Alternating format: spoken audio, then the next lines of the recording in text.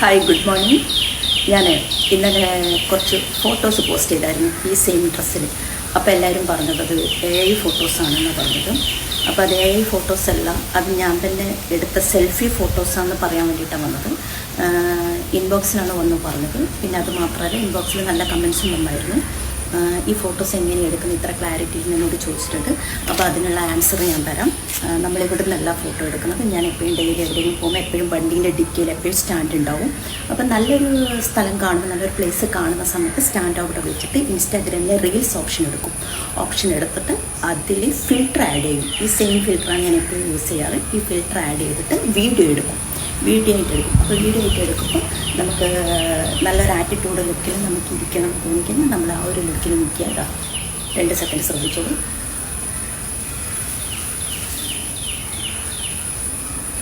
അപ്പോൾ ആ ഒരു ലുക്കൊക്കെ നമുക്ക് വീഡിയോ ആക്കിയിട്ട് ഞാൻ എടുക്കും. എന്നിട്ട് അവിടെ നിന്ന് ഞാനത് ചെക്ക് ചെയ്ത് നോക്കും, എങ്ങനെയുണ്ട് നോക്കും. അപ്പോൾ എങ്ങനെയുണ്ട് എനിക്ക് മനസ്സിൽ സന്തോഷമായി എന്ന് കണ്ടു കഴിഞ്ഞാൽ ഞാനത് സേവ് ചെയ്യും. ഗാലറിയിലേക്ക് എടുക്കും. ഗാലറിയിലേക്ക് എടുത്ത് വീട്ടിലേക്ക് വന്നിട്ട് ഞാൻ സ്ക്രീൻഷോട്ട് എടുക്കും. സ്ക്രീൻഷോട്ട് എടുത്തിട്ട് VN ആപ്പ് എന്ന് പറഞ്ഞ ഒരു ആപ്പുണ്ട്, അതിൽ കയറ്റി എഡിറ്റ് ചെയ്യും. എഡിറ്റ് ചെയ്യുന്ന സമയത്ത് ഡ്രസ്സിൻ്റെ കളറ് കുറച്ച് ഡാർക്ക് ആവാം, കുറച്ചും കൂടി നമ്മൾ നല്ലൊരു ബ്രൈറ്റ് ആയിട്ട് പല രീതിയിൽ എഡിറ്റ് ചെയ്യാനുള്ള ഓപ്ഷൻസ് അതിലുണ്ട്.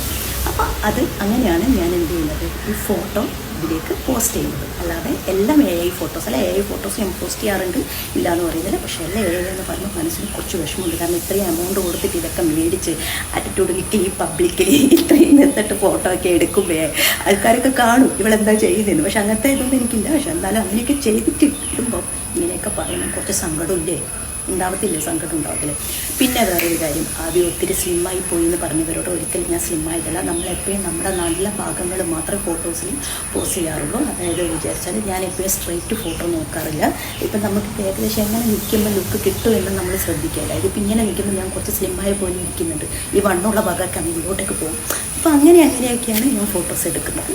AI ഫോട്ടോസിനെക്കാട്ടിയും അടിപൊളി ഫോട്ടോസ് നമുക്ക് ഇനി എടുക്കാം. ഈ ടെക്നിക്ക് നിങ്ങൾ ഉപയോഗിച്ച് നോക്കും, എന്നിട്ട് പറ എങ്ങനെ ഇരിക്കുന്നു.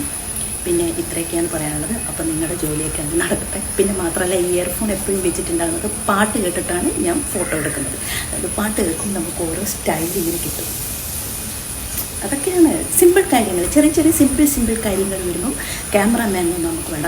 പിന്നെ എനിക്ക് ഞാൻ സെൽഫി എടുക്കുന്ന റീൽസ് ആയാലും ഫോട്ടോ ആയാലും എല്ലാം സെൽഫിയാണ്, ബാക്ക് ക്യാമറയല്ല, സെൽഫിയാണ് എല്ലാം ചെയ്യുന്നത്.